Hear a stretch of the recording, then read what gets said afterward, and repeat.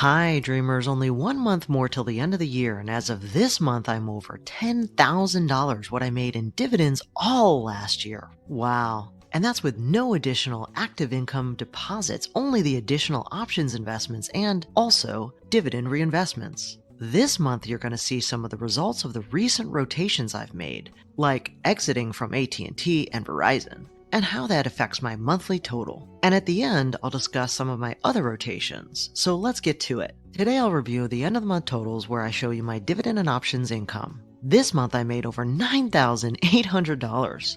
So let's go through it. Okay, so here we are in the spreadsheet, and you can see in November of 2023 I made over $6,000 just in dividends. But if you take a look at that compared to August of 2023, which is the same basket of stocks, you can see I made over $7,450 in August. And so why the significant decrease? Well, essentially that came from me exiting AT&T and Verizon. And so what's going to be interesting is to see all of the different rotations that I've made going forward and how that affects my December and then on into 2024. Because as you'll see, my patty went up and my diversification went up. And I'll talk a little bit more about the rotation into specific stock picks at the end of this video. But sometimes when you do significant rotations, there's a little bit of a lag between when you sell one position and the other positions start to kick in. So with that, let's go through the detail for November. And as you can see here, the big weeks were week 2 with over $3,600 and week 3 with over $1,000.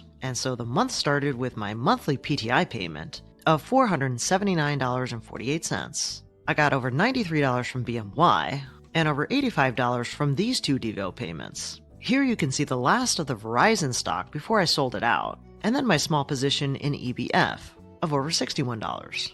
Now going into week 2, you can see my enormous JeffQ payment of over $923. I also got a little bit from this NLOP spinoff, which was WPC spinning off their office properties, which I promptly sold because I'm expecting the office REIT sector to have some difficulties in the next few years. And I applaud their de-risking strategy to get rid of those particular properties, because it also made it easier for me to also just press delete. And next you can see my BTI payment of $2,751. And as you know, that fluctuates up and down because of the currency exchanges. As we go into week 3, you can see Texas Instruments, where I got over $88, NEP with over $18, and here's my realty income with over $320. I got $212 from CFG, $28 from Procter & Gamble, almost $200 from AbbVie, just under $65 from Stag, about $10 from Abbott Labs, around $8 from APLE,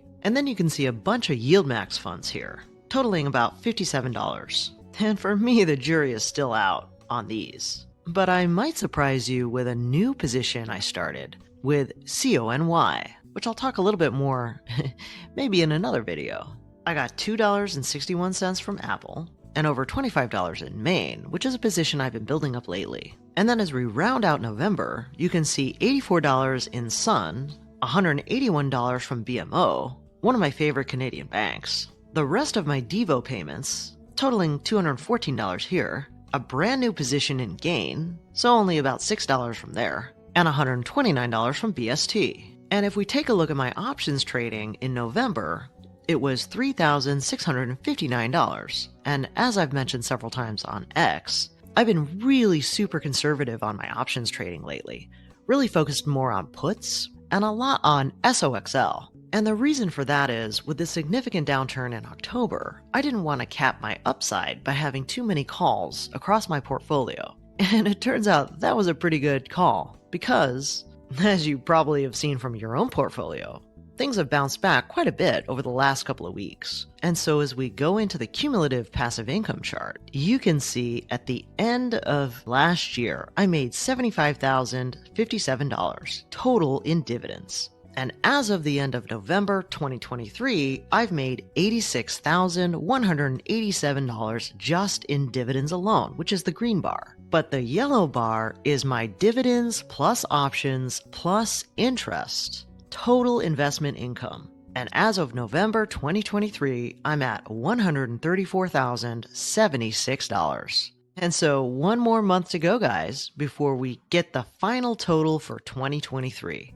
And I'm still in disbelief that I've broken through that $100,000 mark by essentially hacking my own portfolio with additional options income and also taking advantage of the heightened interest income, which I talked about a lot in that double dip strategy video. And so now, as promised, I mentioned that I would talk about the rotations in and out of certain stocks. And AT&T and Verizon were two stocks that I made major transitions out of just in the last couple of months. And if you watched my Altria video, you probably got the sense that I'm looking to trim down my tobacco exposure in the near future. And so what are some of the things I'm rotating into? Well, soon I'll do a full portfolio review, so you can take a look at a complete rebalance as I take advantage of the dip that we are in right now, and really take a look at what I think could be rebounding and what could be more smooth waters for me over the next few years. And so some of the tickers that I've rotated into in terms of ETFs include Devo, JEPQ, and SCHD. I've also rotated into QQQ and SPY as I think about